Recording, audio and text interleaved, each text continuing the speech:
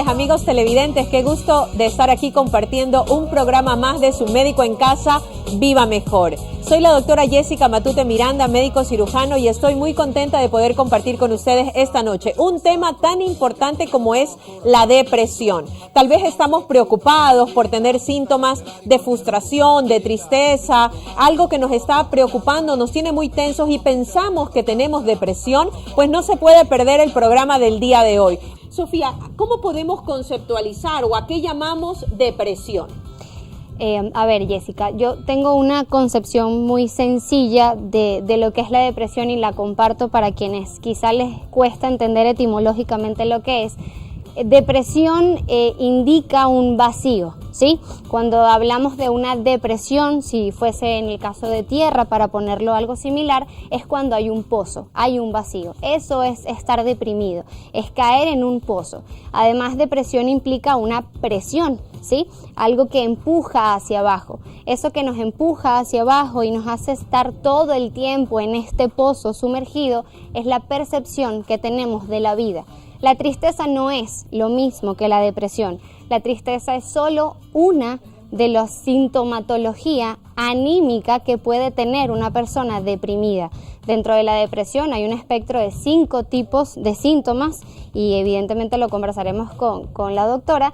La tristeza es uno de los síntomas anémicos, hay síntomas cognitivos, afección en la memoria, en el proceso de racionalización, pero lo más importante de un deprimido es la percepción negativa que tiene de la realidad y del entorno. Habíamos dicho la diferencia entre lo que es un trastorno y un síntoma, ¿verdad? Sí. O cuando nosotros amanecemos, como decía Sofía, tristes, la tristeza es como un síntoma, pero no es un trastorno.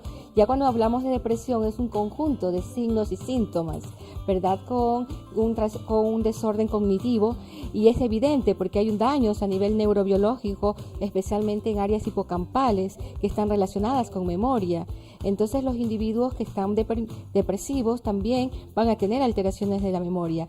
Hay pacientes que te pueden decir, no me acuerdo lo que pasó en el año 2006, y probablemente vivieron eventos muy duros en su vida que lo consumieron en un proceso depresivo, y hay una forma de protección, creo que yo, del cerebro, aparte de no recordar esos momentos tan desagradables, pero en la evidencia de neuroimagen tú vas a observar que hay una disminución de áreas hipocampales, y aquí el área de psicología es espectacular, como en conjunto el médico psiquiatra junto con el psicólogo podemos sacar adelante a un paciente y recuperar su proceso neurobiológico que está afectado en este instante. Claro, porque la persona realmente no se siente bien, no se siente consigo misma bien y no se siente tal vez con su entorno, porque una de las típicas frases que he escuchado mencionar es, bueno, nadie me quiere, nadie me toma en cuenta. ¿Esto pueden ser algunas características de la persona que está deprimida, Sofía? Sí, como comentaba anteriormente, hay una característica clave de las personas deprimidas y es una tríada cognitiva.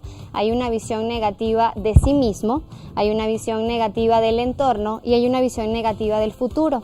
Cuando la visión negativa del futuro es la que más predomina, puede haber incluso ideación suicida, que es uno de los miedos que hay en la sociedad cuando una persona sufre de depresión. Sin embargo, esta visión negativa del sí mismo es una sobrevaloración de las capacidades que tiene. Es una persona que tiene pensamientos automáticos recurrentes, incluso le llamamos rumiativos, como hacen los ratoncitos, porque es algo que ellos no pueden controlar y que está atacando constantemente y le dice no sirves. Por eso una persona deprimida llegas y le dices vas a salir de esto, hay personas que están peor que tú, y ellos no quieren escuchar eso. No es ser idealista, es realmente hablar sobre una solución real, porque lo que ellos quieren es salir de ese malestar. La tristeza y la depresión, ¿es lo mismo?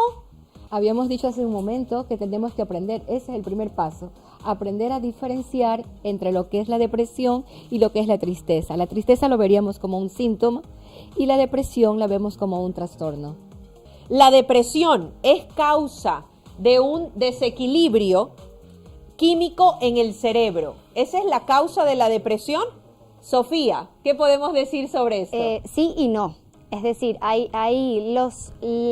desequilibrio químico en el cerebro es lo que a nosotros como especialistas de la psicología nos permite diferenciar una depresión normal de una depresión clínica. La depresión clínica debe ser medicada porque este desequilibrio químico ya empieza a generar una afección, como comentamos anteriormente, en temas de sueño, apetito, incluso placer sexual. Sin embargo, hay depresiones que no se deben a un desequilibrio químico o que no llega a pasar al espectro de lo físico. Sin embargo, hay otros componentes que nos hablan de igual forma de depresión, como la tristeza, la anedonia, la incapacidad, la memoria, y hay otros síntomas que lo vinculan. No es determinante el desequilibrio. ¿La depresión se cura con los medicamentos antidepresivos? No solo. Vuelvo a la intervención anterior y un poco a lo que dijo Clara, la persona que nos llamó. Tiene que haber un compendio entre el tratamiento psicológico y el acompañamiento médico en caso de ser requerido. No todas las depresiones deben recibir tratamiento médico. Por ende, y en caso de que así lo requiera, tiene que haber un acompañamiento psicológico y un trabajo terapéutico en temas de cognición y pensamiento, porque si no puede suceder que evidentemente el medicamento haga un cambio en el equilibrio y el cerebro, pero emocionalmente y la cabecita sigue funcionando igual, el pensamiento. Las personas optimistas, las personas que son extrovertidas, las personas alegres, que siempre se las ve alegres, ¿ellas no se deprimen? ¿Será cierto esto, doctora María Luisa? Una F grande de falso. Ellas también se deprimen. Y ya pueden ser situaciones de máscaras, pueden incluso de presentar una apariencia, dice hasta una poesía, tras una sonrisa seductora y falsa puede acompañarse hasta el odio que nos amarga, ¿no? Sí. Para aportar un poco, a veces el optimismo y esa misma extraversión puede ser un mecanismo de defensa para tratar de no hacer contacto con un problema subyacente y que no me quiero enterar, porque a veces creo que si lo tapo no me va a doler. Entonces hay que ver qué tanto ese optimismo es característica de personalidad y qué tanto es mecanismo de defensa. ¿Es cierto que la depresión es hereditaria y solamente hereditaria? ¿Cierto o no? Conversemos con nuestros especialistas. Doctora Sofía. No es únicamente hereditaria, puede haber una predisposición, evidentemente porque nuestros progenitores, se habla incluso de un 50-75%, pero no es determinante. No quiere decir que si tus padres sufrieron episodios depresivos, tú vayas a ser una persona depresiva. Sin embargo, yo pienso que como seres humanos adaptamos patrones de conducta. Comentaba que si mi mamá tiene una manera de afrontar los conflictos o la vida diaria bajo una tendencia depresiva, yo como niño puedo aprender esa misma técnica y puedo responder ante esas conductas de la misma forma. Entonces, puede repetirse este patrón de conducta, puede haber una carga hereditaria, pero no es determinante ni evidentemente excluyente que si tus padres no lo fueron, tú tampoco lo serás. Los adultos son más susceptibles a la depresión que los niños. ¿Es cierto esto, doctora María Luisa?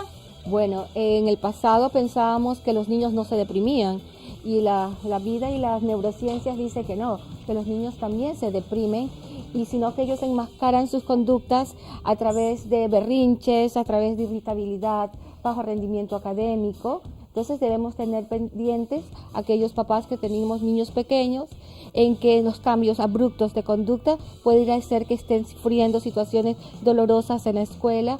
A veces incluso tenemos niños que comienzan a vomitar, me duele mucho la cabeza, me duele el estómago, están comenzando a somatizar situaciones dolorosas que no han sido resueltas en su momento oportuno. Entonces, en este momento quitamos el mito y debemos tener presente que nuestros niños y adolescentes también se deprimen y están llegando a conductas muy duras como son la autolisis. Los intentos autolíticos los estamos viendo más frecuentemente, a tal punto que la OMS ha declarado este año como el año de la depresión, donde todas las instituciones estamos participando en campaña para manejar y concienciar con este problema. ¿Es cierto que el tratamiento farmacológico para la depresión debe usarse de por vida?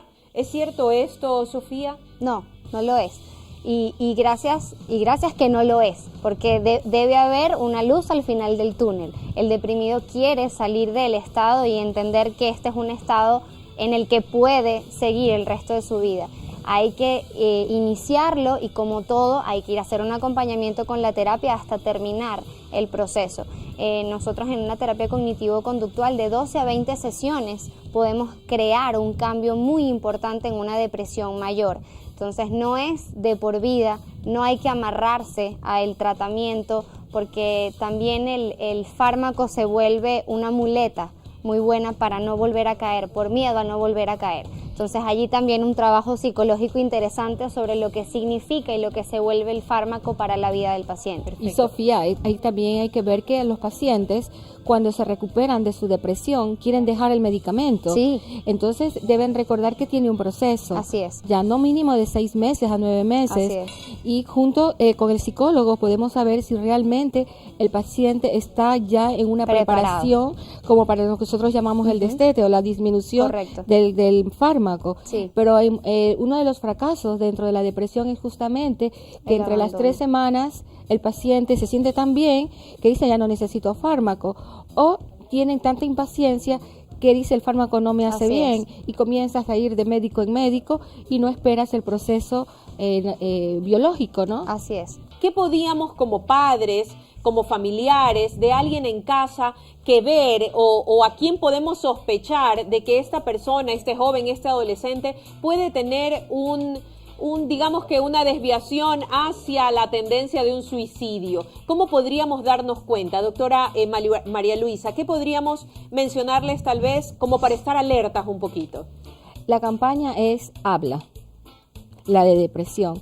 Entonces les invito a los padres, hablen con sus hijos y pueden enterarse de muchas cosas antes de que estas situaciones se conviertan en un desenlace difícil.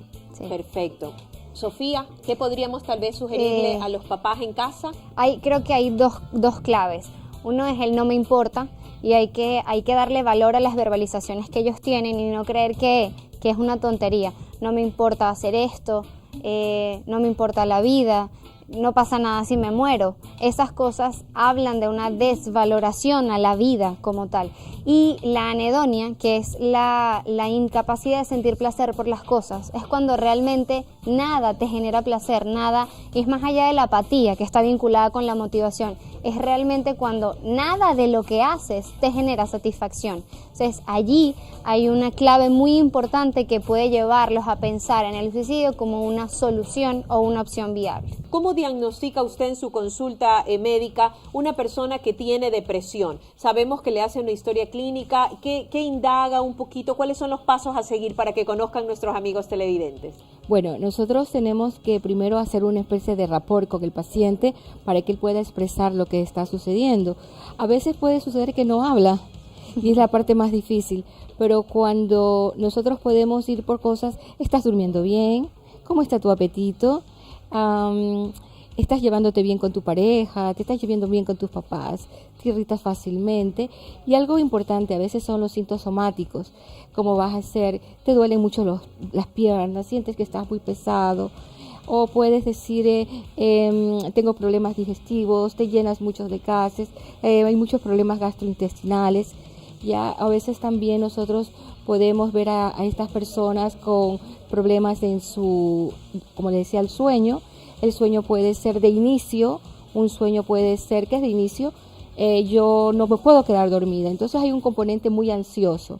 Cuando nosotros estamos viendo un componente depresivo, el paciente se despierta en la madrugada y ya no puede quedar dormido nuevamente con los pensamientos, como decía Sofía, comienza a rumiar, ¿y qué pasó? ¿Y qué va a pasar? Y queda desvelado toda la noche. Entonces eso lo va a ir agotando poco a poco y estos síntomas persisten quizás por 2 semanas o más. Entonces ya en ese momento estamos hablando que ya no es una situación de tristeza, ya estamos hablando de un trastorno depresivo. Tenemos una llamada en espera. Muy buenas noches. Sí, buenas noches. Mi nombre es Jaime y bueno, soy del norte de Guayaquil y quisiera saber, bueno, no sé si realmente estoy sufriendo de depresión o algo por el estilo, pero hace tiempo me diagnosticaron algo, entonces me mandaron medicación, pero ya la terminé hace tiempo. Entonces quisiera saber si para tener más medicación podría quizás, no sé, obtenerla por mi cuenta, o necesito de ley tener la receta de un médico o algo por el estilo. Claro, Jaime, muchísimas gracias por su pregunta. Él ya ha estado en tratamiento, nos comenta. Sofía, tal vez algún comentario para Jaime, porque él justamente está hablando de si puede continuar con la medicación o no y si la pueden comprar fácilmente. Creeríamos que no. No, la realidad es que no debe automedicarse, evidentemente. Es importante, como comentábamos anteriormente, cuando se termine un tratamiento, si fue el momento idóneo para finalizar el tratamiento o no, lo recomendable es que acuda nuevamente a un médico o a un terapista, un psicólogo que lo ayude a ver cómo ha avanzado su proceso, su estado de ánimo, su enfermedad, y en caso de que requiera volver a ser medicado, el psicólogo lo remitirá, pero bajo ningún concepto es recomendable que él acuda y se siga medicando. Va a crear una dependencia de la medicación y esto no va a resolver la conflictiva que está detrás o debajo de lo que es la depresión, como hemos venido hablando, que está en los pensamientos. Claro, es muy importante la acotación, Jaime, para que usted por favor lo tome en cuenta y no se automedique. Eso realmente no lo aconsejamos ni en este trastorno o en este problema de la depresión, ni en ninguna otra patología que veamos en el ámbito médico. Sofía, una pregunta más. Ya diagnosticamos a este paciente. ¿Qué es lo primero que desde la parte psicológica se realiza con un paciente cuando ya es diagnosticado por depresión? ¿Qué le puede ofrecer o qué alternativas hay para manejar este problema? Sí, nosotros trabajamos directamente con el tema de pensamientos automáticos, estructuras cognitivas y distorsiones cognitivas. Tratamos de verbalizar mucho con él cómo piensa. ¿Por qué piensa como piensa?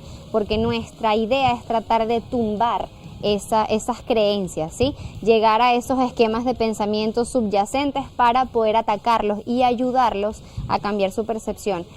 Una persona deprimida tiene un pensamiento dicotómico, o es blanco o es negro, todo me sale mal. Entonces tratar de poner eso en palabras, ir haciendo un acompañamiento, cambiar ese pensamiento, sacarle las gafas oscuras, como bien decíamos antes, es lo que se va haciendo terapia tras terapia. Se le hace incluso una bitácora donde él debe anotar lo que hace todo el día, los pensamientos automáticos que tiene, y allí pues vamos trabajando en una etapa inicial, una etapa intermedia y una fase final de acompañamiento donde se supone que el paciente ya está preparado como para salir de este proceso terapéutico inicial.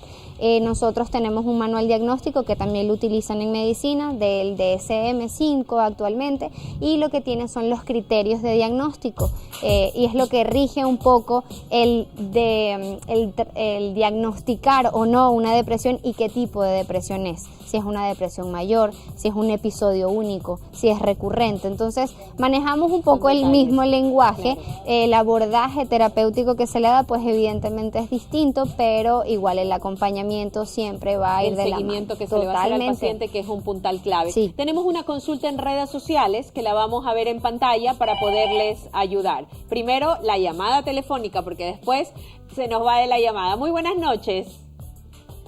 Sí, buenas noches. Buenas noches. Caballero, buenas noches. Díganos, por favor, su nombre y su consulta. Lauro Salinas. Don Lauro, cuéntenos, ¿en qué podemos ayudarlo? Estoy llamando de Morona, Santiago, Macas. Ay, muchas gracias. Muy amable. Quiero hacer una consulta a la doctorita que sufre una depresión por un problemita de una hija que me... digamos, violaron y me embarazaron de 12 añitos y sufro mucho y no sé, no tengo ningún tratamiento ni una psicóloga, entonces quisiera que me ayuden en ese aspecto porque siempre estoy solo pensando en ese problema.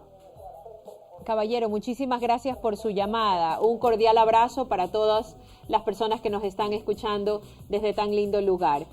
Doctora María Luisa, es una situación bastante delicada lo que está pasando el caballero y él se siente bastante angustiado y él dijo algo que me llamó la atención: no puedo sacarme eso de la cabeza, como que siempre lo tengo pendiente. Tal vez alguna recomendación que podamos hacerle al señor.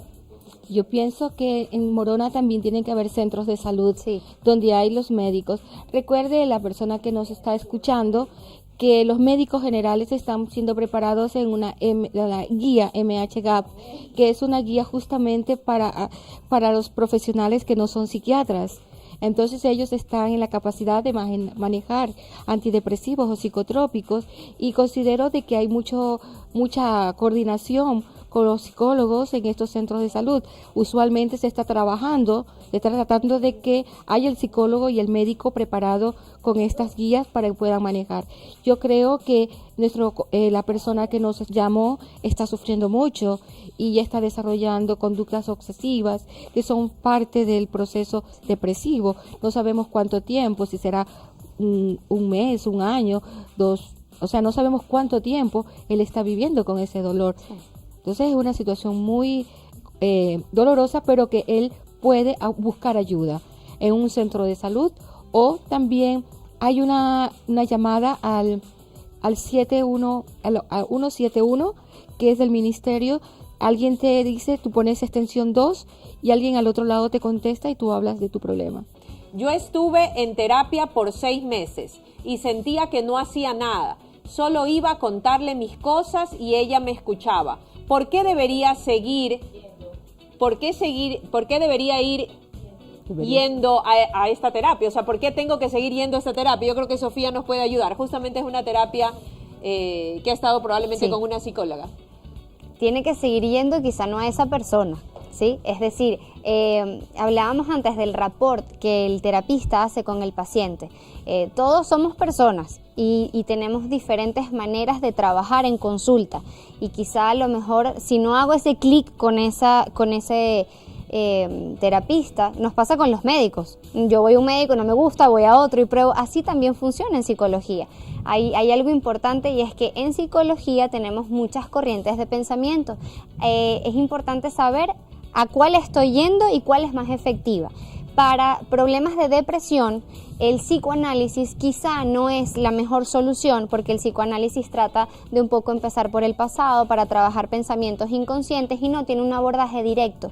Por eso siempre recomendamos la terapia cognitivo-conductual, porque va a un abordaje rápido para tratar de sacar a la persona de esta situación. Entonces, yo le recomendaría buscar otro profesional enfocado en terapia cognitivo-conductual y tratar de darse la oportunidad de iniciar otro proceso terapéutico que puede ser completamente distinto al que ya estuvo haciendo. Claro, sobre todo porque ya ha tenido algún buen tiempo con Veamos un poquito las recomendaciones. ¿Qué recomendaciones, doctora María Luisa, usted quisiera darle como consejo a nuestros amigos televidentes del tema que hemos tratado el día de hoy? Bueno, algo para lo cotidiano. Siempre digo elaborar mi álbum mi banco de la alegría. El banco de la alegría es cuando tú ahorras para momentos difíciles, ¿verdad? Y en la vida nos pasan buenos momentos, pero los momentos son tan livianos que no pesan, solo pesa lo duro, y eso lo atesoramos como piedras. ¿Qué sería si mejor anotamos las cosas lindas que nos pasan? Y cuando estemos con esos ánimos deprimidos, leemos que tal fecha sí me pasaron cosas lindas, y ese cerebro se va a activar con esas emociones que se vivieron en ese momento. A eso yo le llamo el banco de la alegría. Qué lindo, qué lindo. Así que a todos los amigos televidentes, a guardar nuestro banco de la alegría. A todos siempre nos resultaría una excelente alternativa en esos momentos que estamos un poquito más tristes. Sofía, una recomendación para nuestros amigos televidentes. Trabajar en inteligencia emocional y competencias personales. Más que todo la resolución de conflictos. La depresión se da mucho por frustración, cuando las cosas no salen como nuestro proyecto de vida o teníamos planificado. Trabajar en no quedarnos en ese conflicto, sino cómo puedo salir de él. No aferrarnos a la tristeza, porque cuando te aferras, esa tristeza te puede llevar al pozo y convertirse en una depresión. Dios mediante, nos vemos en un siguiente programa. Gracias, chao.